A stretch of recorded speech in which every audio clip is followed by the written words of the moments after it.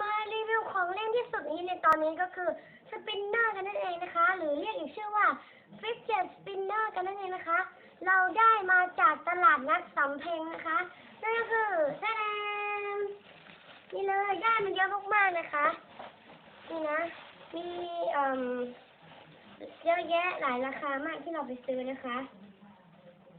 เดี๋ยวมันมีแบบหลายแบบมากนะคะเราให้ดูแบบแรกอย่างแรกนะคะเป็นแบบแบ็กแมนนะคะมีหลายสีเลยนี่เป็นแบ็กแมนนะคะนี่นะมีไฟด้วยนะคะนี่เห็นไหมก็พอเวลาหมุนเนี่ยมันจะสวยมากๆนะคะนี่นะแล้วมีสีแดงนะคะสีน้ำเงินสีดำสีเหลืองสีเขียวนะคะนี่นะเดี๋ยวเราจะแกะลองหมุนให้ดูนะคะนี่นะแล้วเราก็จะปิดไฟด้วยนะคะเดี๋ยวเราขอลองหมุนให้ดูก่อนนะนี่เราเปิดไฟก่อนแล้วเราจะหมุนให้ดูนะคะนี่น้องเราจะคอยปิดไฟให้นะคะนี่นะปิดไฟนี่เห็นไหมนี่นะคะสวยมากเป็นแบบเป็นไฟนะคะเห็นไหมนี่ไฟนะคะสวยงามมากเลยค่ะเพื่อนนี่ค่ะใครอยากลองซื้อไปเล่นได้นะคะสวยมากจริงๆนะคะนี่นะหมุนดีนะคะหมุนดีทุกอันเลยมันจะมีสวิตช์สีดำๆนะให้เปิดปิดได้นะคะโอเค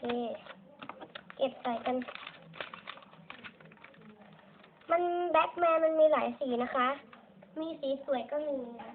ต่อไปเป็นแบบมีไฟเหมือนกันนะคะแต่ว่าไม่ใช่แบบแบ็คแมนนะเป็นแบบนี้นี่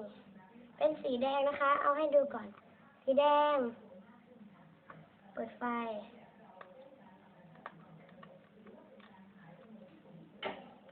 เชือกนี่นะสวยเหมือนกันนะคะอันนี้มันก็เหมือนกันนะคะแต่ว่าอันนี้ไม่ใช่แบ็คแมนไงนี่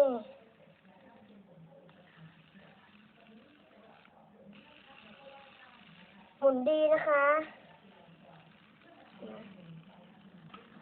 นี่สวยมากเลยนะคะสวยมากนะคะ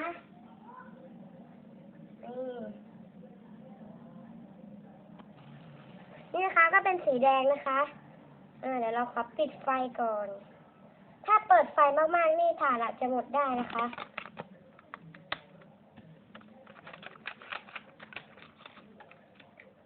อันนี้มันคือแฮนด์สปินเนอร์นะคะไม่ใช่ฟิตเจ็ตนี่นะคะมีสีแดง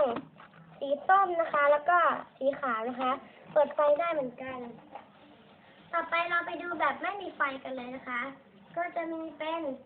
สีเขียวนะคะอันนี้หมุนดีนะคะอันนี้เราซื้อมาในราคาไม่แพงเลยค่ะเพื่อนนี่สามารถเล่นท่าได้นะคะนี่หมุนดีหมดทุกอันค่ะอันนี้ไม่มีไฟนะคะไม่มีไฟเลยสักอันนี้มันจะมีหลายสีนะคะก็จะมีสีเขียวนะแล้วก็สีน้ำเงินนะไม่ใช่สีดำนะสีน้ำเงินนะแล้วก็สีเหลืองนะคะแล้วก็สีขาวมีอยู่สีนะคะมันคือ hand spinner อันนี้ต่อไปนะคะก็เป็นแบบไม่มีไฟเหมือนกันนะคะก็จะมีอันสวยๆทั้งนั้นเลยนะคะมาดูลายแรกเป็นลายนี่เลยสีไม่รู้ว่าลายอะไรนะคะไม่รู้ว่าลายอะไรต่อไปเป็นลายกัปตันอเมริกานะจ๊ะอันนี้หมุนดีเหมือนกันต่อไปเป็นเหมือนลายเสือดาวนะคะต่อไปนี่นะเป็นสีนะคะสีคล้ายสายลุงต่อไปเป็นลายเสือนะคะก็หมดแค่นี้ต่อไปดู อันเป็นฟิชเจ็ตสปินเนอร์กันนะคะ นี่เลยเป็นฟิชเจ็ตสปินเนอร์นะคะ เห็นชื่อไหมเดี๋ยวให้ดูฟิชเจ็ตสปินเนอร์เป็นสีชมพูนะคะนี่สีทองนะคะ นี่สวยมากสีทองกับสีชมพูนะคะ มันเป็นฟิชเจ็ตสปินเนอร์นะ อันนี้กล่องหนามากเดี๋ยวเราจะแกะสีทองออกมาให้ดูนะคะ อันนี้หมุนดีจริงๆนี่สีทองนะสวยมากคือหมุนได้ตั้งแบบนานอะนะคะ อันนี้ก็สวยนะคะ สีชมพูก็หมุนนานนะคะโอเคหมุนนานหมดทุกอันนะคะ ต่อไปดูอย่างเป็นแบบนี้เลยเป็นแบบซูเปอร์แมนแล้วก็สไปเดอร์แมนนะคะนี่นะคะนี่นะหมุนดีนะคะหมุนดีสไปเดอร์แมนนี่หมุนดีมากๆนะคะเราลองแล้วนะคะหมุนดีนะคะให้ดูโฟกัสนี่นะคะหมุนได้ตั้งนานนะแพ็กเกจมันก็จะเป็นอย่างนี้หมุนดีค่ะหมุนดีอันนี้เป็นซูเปอร์แมนนะคะต่อไปอันสุดท้ายนะคะเป็นอันสุดท้ายนี่เลยเป็นแบบสีลุ้งกับสีออกดำๆลุ้งๆหน่อยนะคะนี่กล่องนี่สวยมากอันนี้สีลุ้งเลยเรามาดูสีลุ้งก่อนเพราะเราชอบสีลุ้งนะคะเป็นสีลุ้งแบบสวยมากๆนี่ค่ะเจอแล้วนี่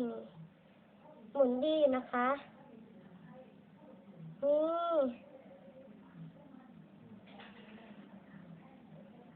สีสวยนะคะ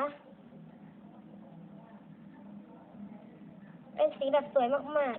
ๆโอเคค่ะนี่ก็หมดไปแล้วสำหรับสปินเนอร์ทั้งหมดนะคะเดี๋ยวเราจะให้ดูแบบเยอะมากๆนะคะนี่เห็นไหมเต็มกองเลยเต็มมากเยอะมากๆนะคะนี่นะคะเยอะมากๆนะคะก็ใครอยากให้เรารีวิวอีกสามารถคอมเมนต์ใต้ล่างนะคะสำหรับคลิปนี้ขอลาไปก่อนฝากกดไลค์กดแชร์กด Subscribe ให้เราด้วยนะคะสำหรับคลิปนี้ไปก่อนสวัสดีค่ะบ๊ายบาย